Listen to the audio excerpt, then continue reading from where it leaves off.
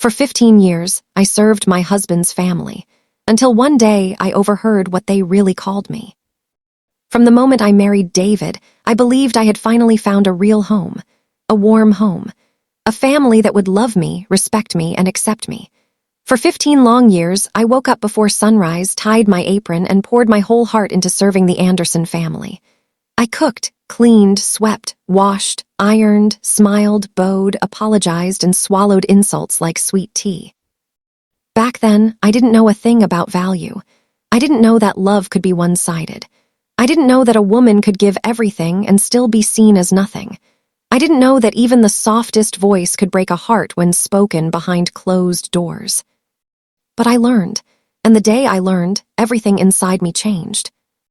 My name is Emma, and this is the day my world cracked open. It was a Saturday morning, quiet and bright. Sunlight was dripping across the kitchen tiles like melted gold. I had just finished frying bacon, making pancakes, and setting the breakfast table for Mama Anderson, Papa Anderson, and of course, my husband, David.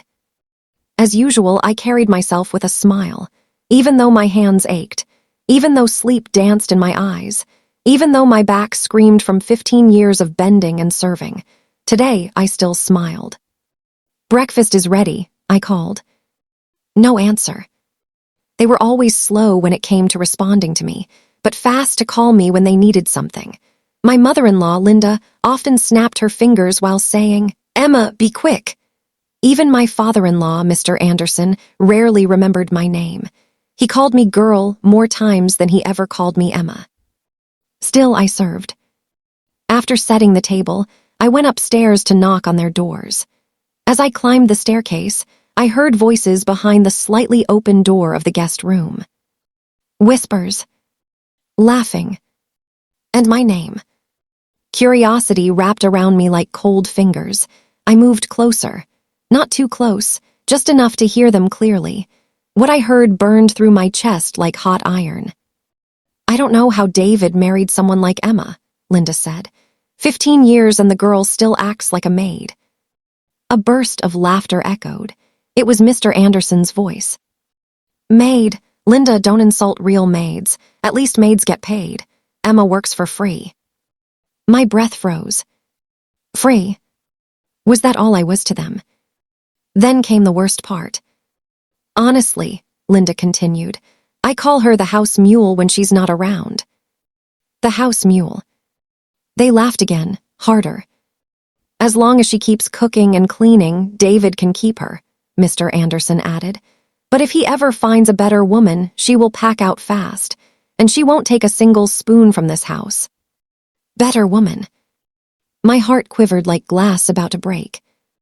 Then David spoke, my own husband, the man I cooked for, prayed for, defended, and loved with everything inside me. "She's comfortable," he said casually. "Emma will stay as long as we treat her nicely enough. She's simple, no ambition, no strong family backing. She's perfect for us." Us. He wasn't talking to his parents. He was talking about me as if I were a tool. A hired hand. Not his wife. Not a human being with a heart. And then, he said something that stabbed me straight through the soul. "I mean, honestly, Mom," he said with a small laugh, "who else would do all the work she does without asking for anything in return? Emma is like..." He paused. I held my breath. A permanent helper. Helper. Not wife.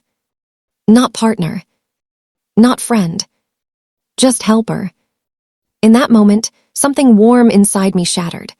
The laughter behind the door grew louder, brighter, sharper, until it felt like thousands of needles attacking my skin. I stepped back slowly, pressing a hand over my mouth. I felt the world tilt. I felt my knees weaken. My heart pounded so hard it felt like it wanted to run out of my chest. For a whole minute, I stood frozen. Then I turned and walked back downstairs. But I didn't walk the same way I had walked all these years. Something inside me, something soft and loyal and patient, died that morning. And something else, something sharper, something wiser, something awake, started to rise. I went to the kitchen and looked at the pancakes I had made, perfectly round, perfectly golden. I had even shaped one like a heart for David. I stared at it until the edges blurred. Then footsteps came down the stairs, light at first, then louder. "Emma," Linda called. "Why is the syrup not on the table? Must we remind you every time?" I didn't look at her. I didn't answer. She clicked her tongue and walked closer. "Emma, are you deaf this morning?" Then she saw my face. The fake concern in her eyes made my stomach twist. "What's wrong?" she asked with a voice so sweet it made me sick. "You look pale." I wiped my hands with a cloth, very calmly, too calmly. "I'm fine," I said. But inside, I wasn't fine. Inside, a storm was gathering. David walked in next. He wore the same smile he used when he wanted to charm me into doing extra chores for his parents. "Good morning, sweetheart," he said and leaned in to kiss my cheek. I stepped back. His smile fell. "What's wrong with you?" he asked. "Nothing, everything, the whole world, my whole life." But I simply said, "Breakfast is ready." The table fell silent, not a peaceful silence, an uncomfortable one, the kind that whispers something is wrong.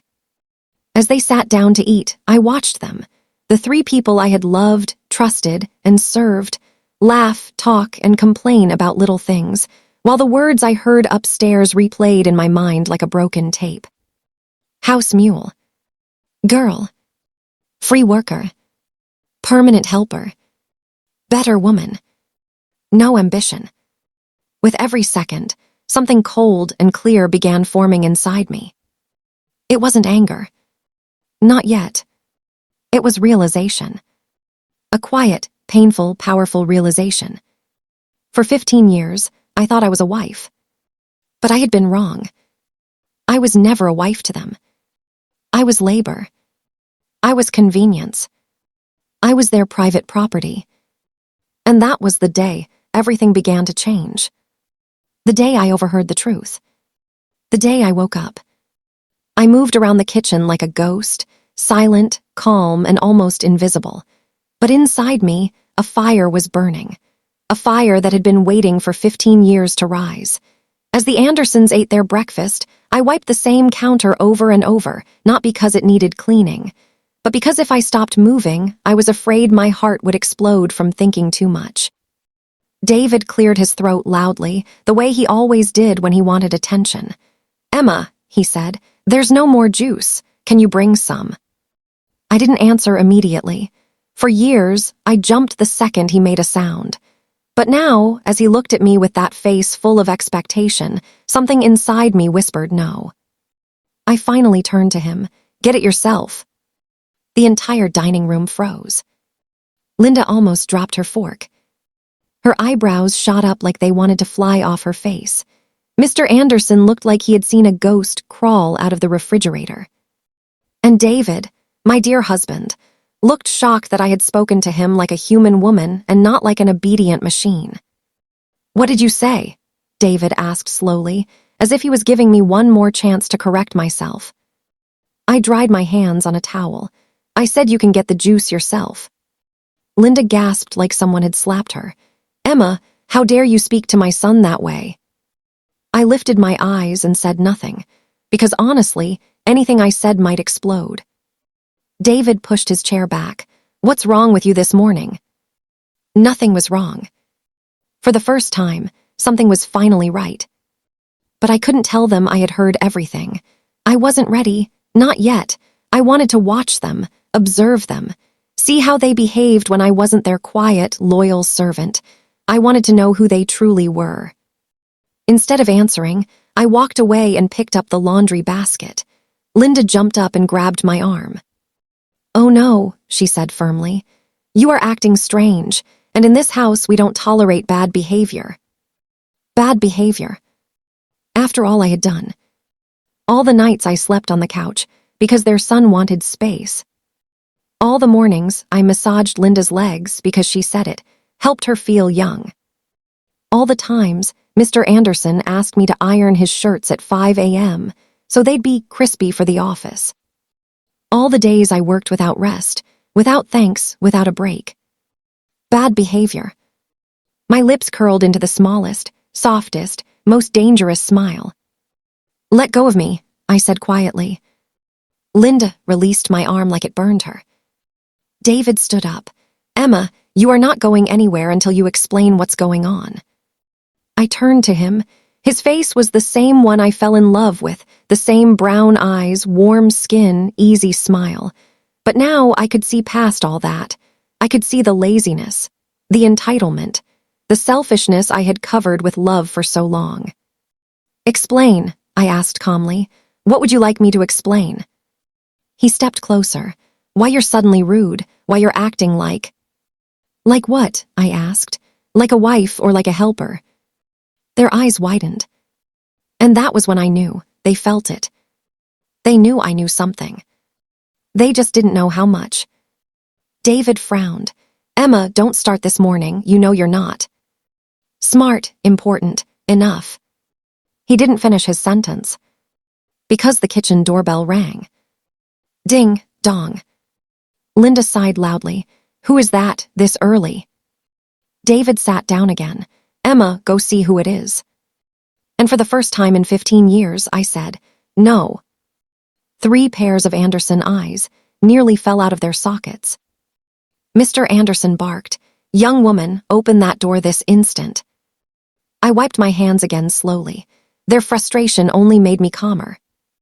"You have legs," I said. "Use them."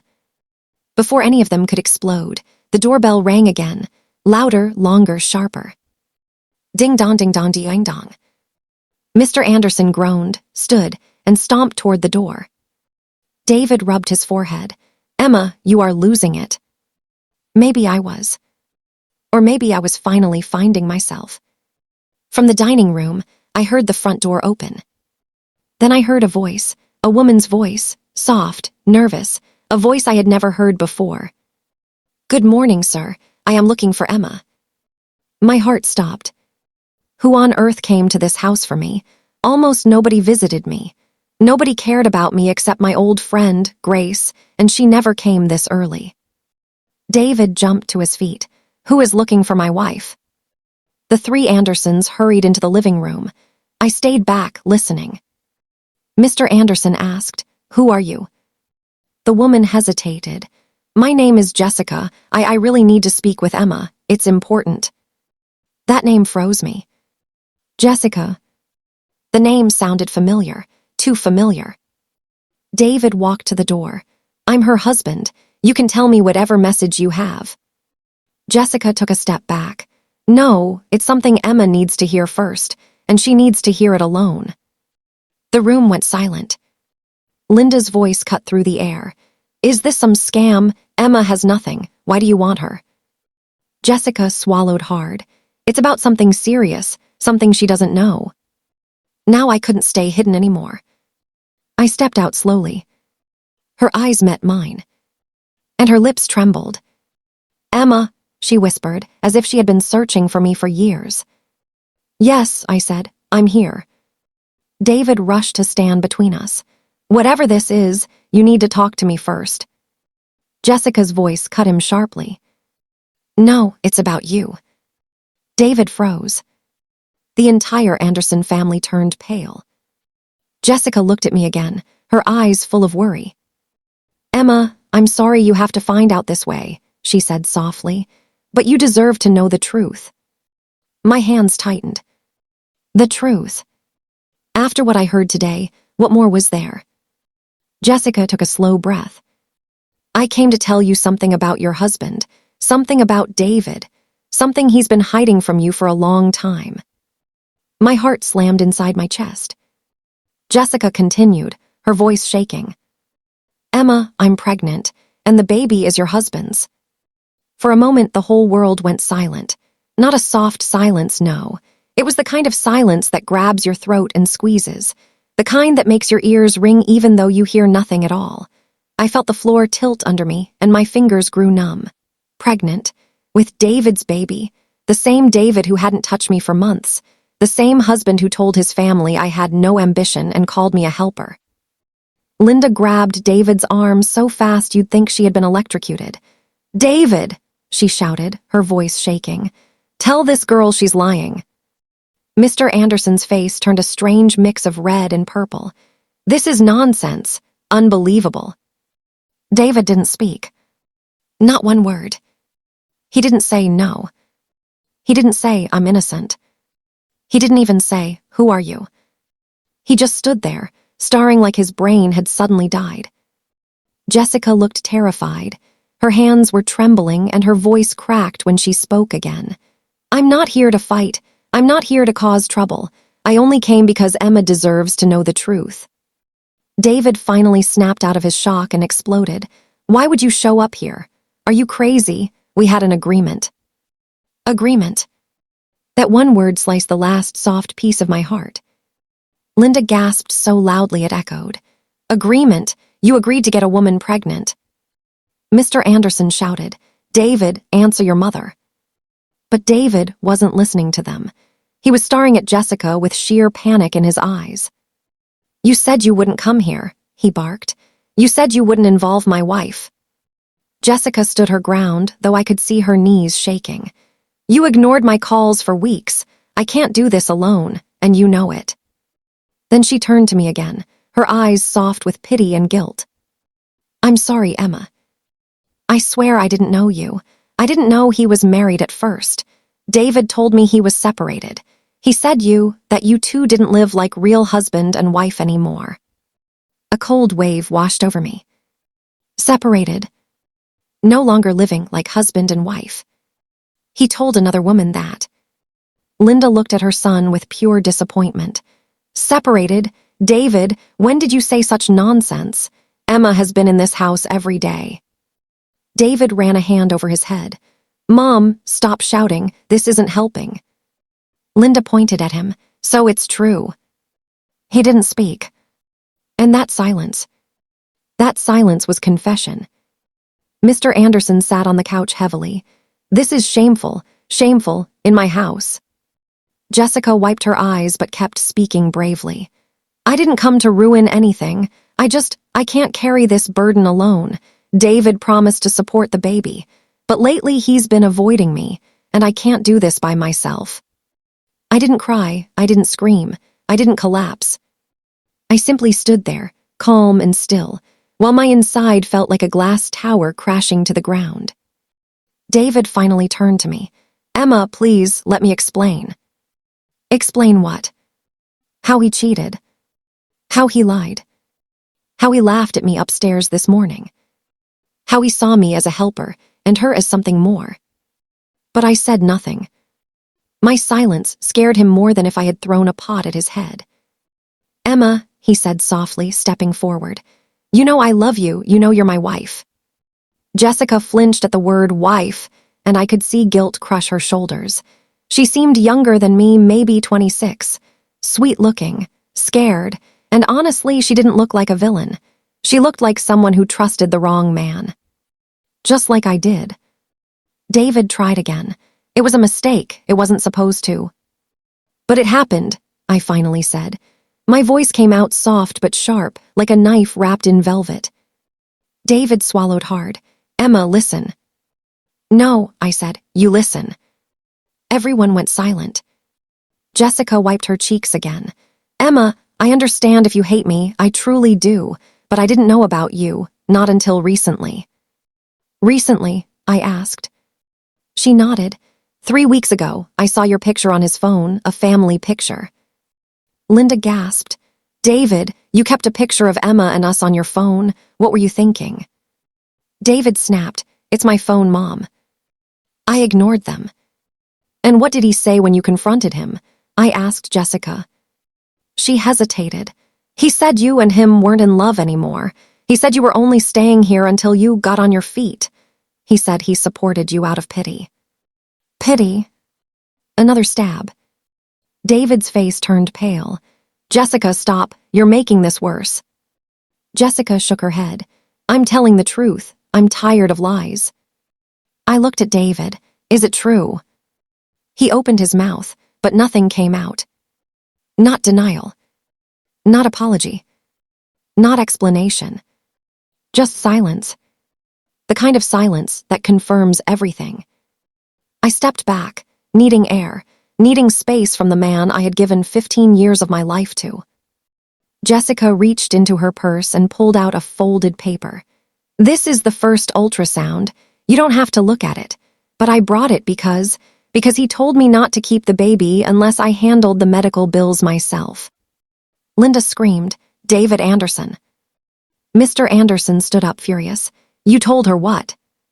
Jessica's voice broke. "I don't have money, Emma. I don't. I'm not asking you for anything. Her voice cracked.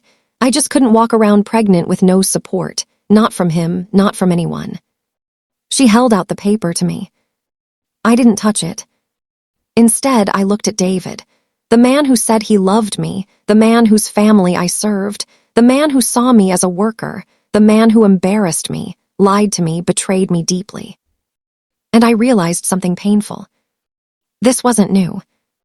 This didn't start today. This man had been betraying me long before this morning. I just hadn't heard it yet. Linda suddenly pointed at the front door. "Jessica, you need to leave now. We need to discuss this as a family." Jessica stepped back.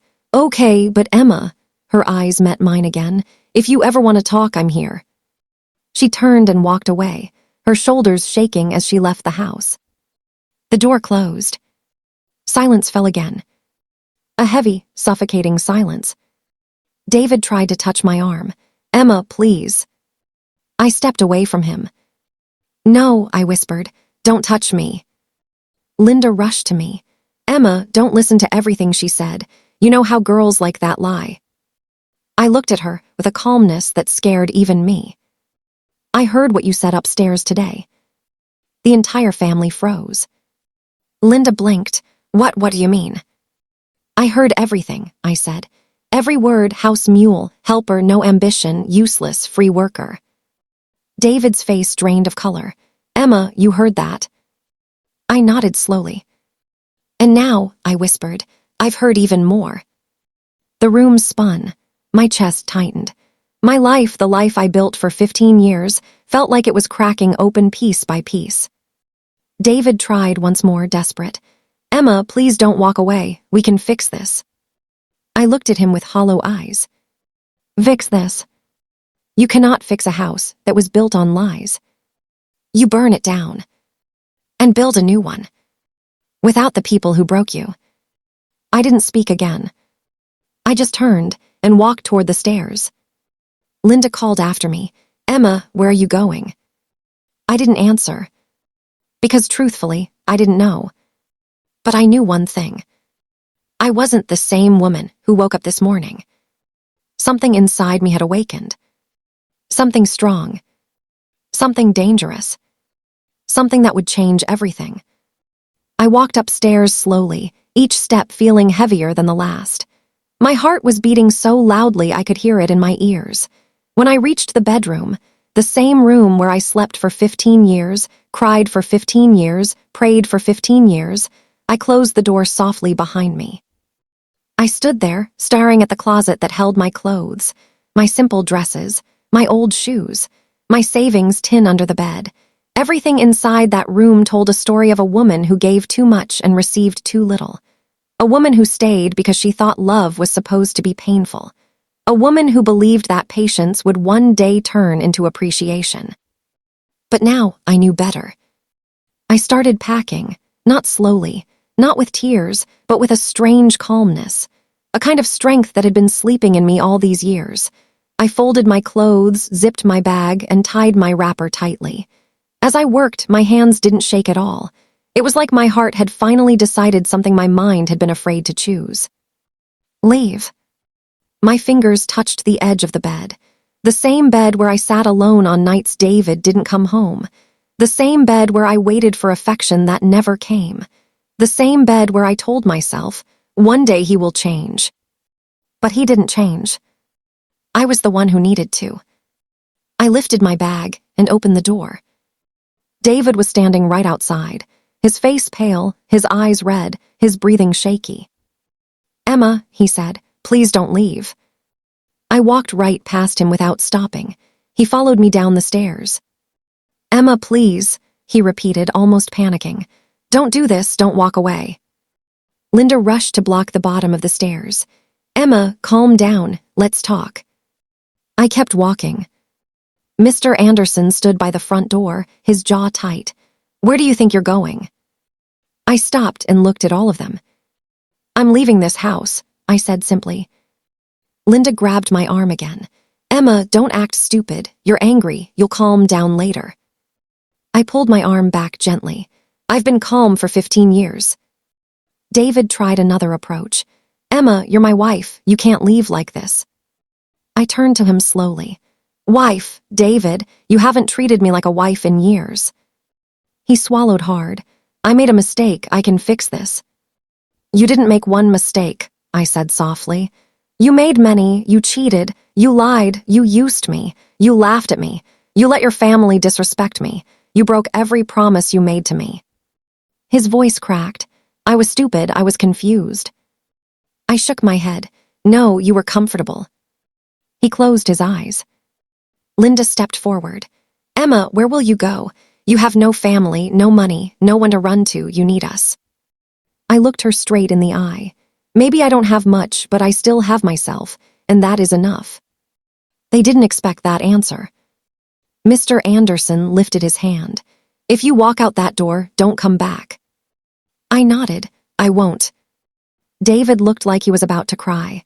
Emma, please, stay. I'll change. I'll make my parents respect you. I'll take responsibility for the baby. I'll do anything, just don't leave me. His voice broke on the last words. For a moment, the pain of 15 years pressed against my chest, but I didn't let it control me. I looked at him, really looked at him. David, I said softly, you should have thought about all of that before you treated me like a helper. His tears fell. That was the first time I ever saw him cry for real. But it was too late. I reached for the door. That was when someone knocked. 3 loud knocks. David froze, Linda froze, Mr. Anderson froze, I froze. When the door opened, my eyes widened. Standing there was a familiar face. Not Jessica. Not anyone from David's side. But a man in a suit. A lawyer. And beside him, Jessica. She looked nervous but determined. Jessica stepped inside and held a document. Emma, I hope you're okay. I'm sorry if this makes your day worse, but I had to do this. Linda snapped. Why are you back here again? Jessica didn't look at her. Her eyes were on me. I found something, she said. Something David signed. Something he didn't want you to see. Something I believe you deserve to know before you make your final decision. David's face turned white. Jessica, no. Jessica handed the document to me. When I opened it, the words nearly knocked the air out of my chest. It was a document David had secretly signed months ago. A property transfer plan. A document proving he planned to move everything. The house. The savings. The car. The land. Into his parents' names. Leaving me with nothing. Absolutely nothing. Jessica whispered, I found the papers in his car. Linda's mouth fell open. David, you wanted to transfer everything to us without telling your wife. David grabbed the sides of his head. Mom, stop yelling. This is getting out of control. Mr. Anderson shouted, You fool, this could put us in legal trouble. The lawyer stepped forward. Mrs. Emma Anderson, if you choose to leave this house, you can take legal action. You were married for 15 years. That gives you strong rights. David yelled, No, Emma, I didn't mean it. I wasn't going to actually sign it. The lawyer pointed, It is already signed. David slumped against the wall. Jessica whispered, I thought you deserved to know. My hands trembled. Not from fear. Not from shock. But from the realization that everything was finally clear. David never valued me. But God loved me enough to expose everything at once. I folded the papers neatly. Then I walked to the door with my bag in my hand. Linda called after me, voice shaking. Emma, what will you do now? I turned back, feeling stronger than I had felt in years. I'm going to build a life for myself, I said. A real life, a peaceful one, a life where I'm not a helper but a woman. David took one step forward. Emma, please don't go, please. I shook my head gently. Goodbye, David. Then I stepped out of the house. The sun hit my skin. Warm, soft, free. For the first time in 15 years. I felt alive. I walked down the street with my bag, my dignity, and a heart that had finally learned the truth. Sometimes God doesn't remove people from your life. He removes the blindfold. I didn't know what tomorrow would bring, but I knew one thing for sure. It would be better than anything I left behind. And that was enough. Thanks for watching. Kindly drop your comment about this story. And please subscribe to this channel for more interesting stories.